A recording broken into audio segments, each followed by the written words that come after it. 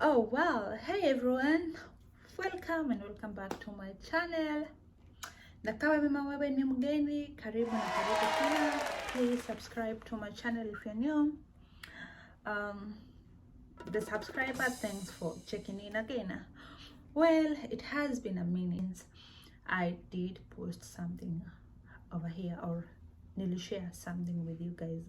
Oh well, honestly sikupenda kwangu, nimetamani really kushare, but life bana inatuponga. There has been so much going on with my life. First was moving out from apartment yenye nilikuwa nakaa, so moving out and then you're moving in, before you settle, before nini, and then there was some people that they have been messing around with me and wananiharibia my moods and everything. Well, and then ndo huo mimi nilikuwa student. I was taking statistics, anatomy, English nini, so kumekuwa na I had like some nilikuwa ninasoma, so and statistics ilikuwa inanikimbiza, it was so bulky na nini na masomo ya huku manze ni noma, cause if you don't get 90 plus hiyo sio A. Na the program that I intend to kuingia, it's very competitive and they want a GPA, like wanataka GPA ndo kwa competitive, GPA 3.5. GPA 3.5 hiyo no, like you are getting like 80s plus, unapata between A and B. So manze ilikuwa ni kusoma and the exams ilikuwa proctored, so hakuna kuiba, hakuna nini. So ilikuwa inamaanisha and you have to study, and I'm telling you hata kufanya job ilikuwa ngumu because you have test, sijui nini, ma assignment on weekly assignment. Ilikuwa na assignments za like more than 10 assignments in one unit, like even statistics. It was between 12 to 15. Where it was your mchezo. Na siku yenye niko na test, it's 2 tests. Now it was overwhelming. Kwenda job and my son ni mwingine ananikimbizaga hivi, ako bumper to bumper with me. The moment ameamka hivi, he follows me everywhere, to a point when I want to do something, if I want to study, nina sneak into my room, and masikio yake iko very sharp, macho yake it's very sharp, thank to God, because I'll be there trying to sneak, ananiona. So I come like kwa room yangu ninafunga bio, to a point that I had to funga like my room ina milango mbili, so mlango moja, like the external one, I had to lock from inside because he's there. Lately he knows how to open, anachokora anacheza nao mpaka mlango inafunguka. So but the bathroom one hajui, so hiyo ndio nilikuwa nacheza hide and seek na yeye. Well, so that's the reason it has been a minute since nilishika camera to record, but at least I feel like niko na a little bit of time, and then the class that I'm taking required to be be doing some recording like every now and then. So while I'm doing the schools recording, I'll be taking the camera na record pia and to share something. Well, today what do I want to do? I want to share some experiences, like my first experience kwa ndege, like that very moment tulifika Nairobi kwa airport, tuka hang out na my family, and then tukaambiana bye bye. So yeah, ama tu I try to kusema kidogo, or I just share something different. Well, let me just share before that. One thing when you're traveling to here, it's good to book your ticket, unaangalia the guidelines for the kuna guidelines they always give, the instruction, what rules and laws, whether the return policy, like if you miss your flight, what they will do about that and that. Mimi ni mnozi, I'm just looking through the window. They are gone, I'm sorry about that. though I was looking into that. So, and this thing, this yellow, lately I'm loving the yellow. It's trying to misbehave, so, and I want to show off my shoulders. Anyway, you look, unaangalia their instructions, everything. Just, I know we Africans, sisi, if you're so ignorant kama mimi, because I don't read these or rules na nini, so at times even I get myself into trouble because I didn't look into something. So you look through, uangalie the policies na nini, everything is out. So once you book, or even before you book the flight, you read through the policies, unaangalia as you're shopping for the flight, you look through and then you see whatever that itakufurahisha after booking, you unaangalia. So like me, nilibook flight here, I think British, I used British Airways. So unaangalia hata baggage policy, hizo ni bag, because normally they have the size in terms of linear, and when say in terms of linear, that's the perimeter. It's not the volume, it's the perimeter. So unaangalia, and most of time they say 60 kwa 60 per bag ama I'm not sure, let me not confuse anyone, but wakisema linear unaangalia, una add I think in terms of centimeters or inches, probably in terms of centimeters, the length and the width times 2, length, width, and then you total yote. I think normally inakuwaga 60 if I'm not wrong, and then that is kwa check-in bags. Kwa carry-on kuna kuwaga pia nayo kuna hiyo dimension they give, dimension kuna hiyo wanapeana, because kwanza it's a little bit tricky when it's come to carry on, because normally they have a space. Let's say kuna kakitu hivi like yenye wanacheck, wanaingisha ndani your bag kuona kama itafit hiyo measurement. So if your bag is kubwa na nini, it's wide, it won't fit into, so they will watakwambia it's maybe you have to check in this bag. And if you have extra, because normally most of the time they give, depending on what class umelipia, if it's economy, business, and then your first class, depending on what, they have different policies for every class. So let's talk about the economy, because hiyo ndio kila mtu, most common mwananchi kama mimi, we use that. So if you are using that, wanaangalia if your carry-on bag, if it exceeds the measurements and the weight, mostly measurements, even leave alone the measurement, because if it's a small bag, definitely it will fit there, and if it fits, then they won't bother to measure the weight. But if it doesn't fit in through that thing that they normally use, then they go the next step of weighing the bag. And if they weigh your bag is big and it weighs more, you might be forced to check in that bag. And if you had like economy, normally it's 2 check-in, 1 carry-on, and if you're a lady, and maybe a backpack or a handbag. So if you're having 2 check-in and your carry-on exceeds the weight and the measurements, you might be forced to check in, and if you check in, you will have to pay these extra charges for that. So you should put into consideration that. So me here, when it was my time, I looked into that, but I overlooked.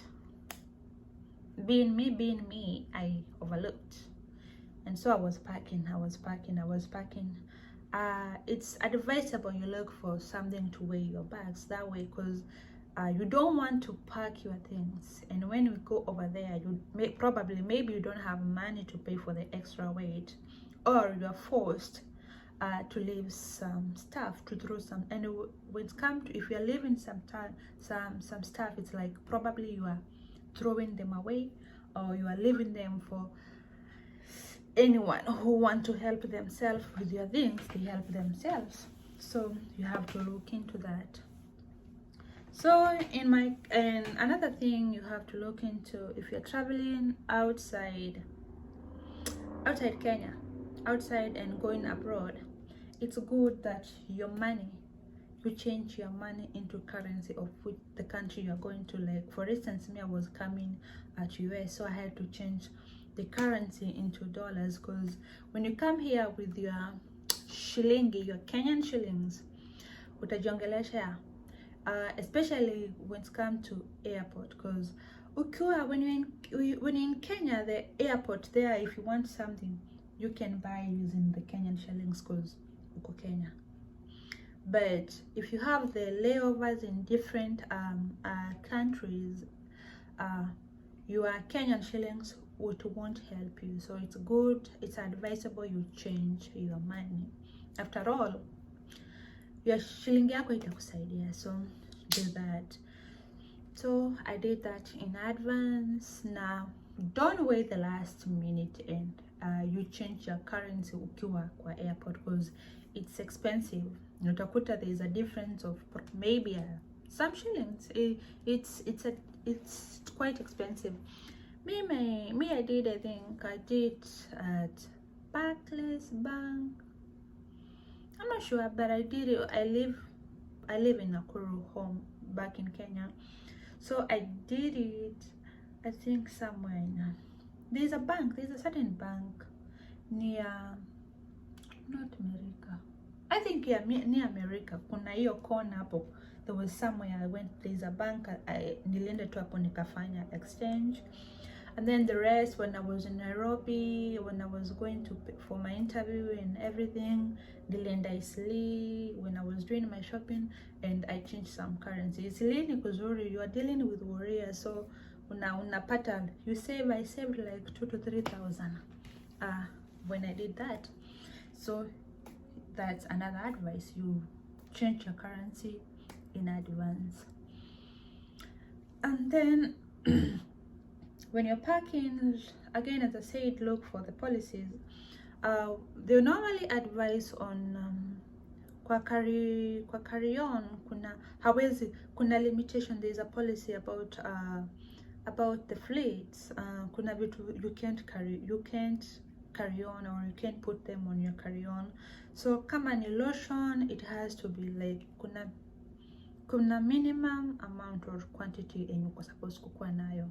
So kama ni unahitaji vitu kama lotion, body spray, nini, look please check on the policies and have those small, hizi za kutravel, kuna those packages kidogo za kutravel. It's always good to have that, especially if your flight is long, because you can go use the bathroom and freshen up. So when you're putting your carry-on, especially your backpack, just pack your things, your toiletries, just pack them in small quantities, yeah, just in case, because at times when you're flying and maybe you are there saying your flight, maybe it's a one day, it's a direct, some shit have happened, so you might miss your flight or anything. So it's always advisable, okay, you have to have your toiletries with you, anything that you need. Some people, ladies, when they fly, there's so much emotional that is happening, and some they start menstruating, so it's always to have extra, maybe underwear, bra, pads, your sanitary towel, whatever kind you use. It's good to pack something warm, because it kind of like, for instance, hapa tuko summer, but the moment you go, you see, the higher you go, the cooler it's become. So when you are there, uko juu, baridi nayo sio mchezo. And some flights they give you they give you the blanket, but normally it's very light, so you just wear warm and have hiyo kikoi ya kujifunika, something very warm for you, and to keep you comfortable. And you can have something. Normally kwa ndege you have a small screen to watch, but you can pack, you can plan ahead. You have something if you're reading something, or some videos, some clips for you to entertain yourself. Yeah, what else will I want to say? I think that's all for now. Do you have something else you're thinking of? I'm trying to remember when I was traveling, what I really my first time. Oh yeah, like something like the chargers. Me, I did a one mistake when I was coming. It happens that I was charging my phone and kwa gari when we were coming from Nakuru to kwenda kwa airport, and I left my charger cable kwanza. I left it USB cable, I left it kwa gari. So I was there, damn, I don't have, my battery is getting low, and I need to communicate, because when I arrive I need to communicate with the person who is coming to pick me, to come and pick me, but unfortunately my battery. So in my first layover, where in Belgium, not Belgium, in Germany, that's where, yeah, Berlin, Germany, yeah, that was where I had my first layover. So I had to sakanya myself and buy a USB cable. Na manze, I'm telling you, ukitoka Kenya unajua USB, utaenda tu hapo kwa street and you buy a cable 100, I think 100 shillings, or 100 or 200. I bought mine, I think $20 something. Hiyo it's around 2000 and something.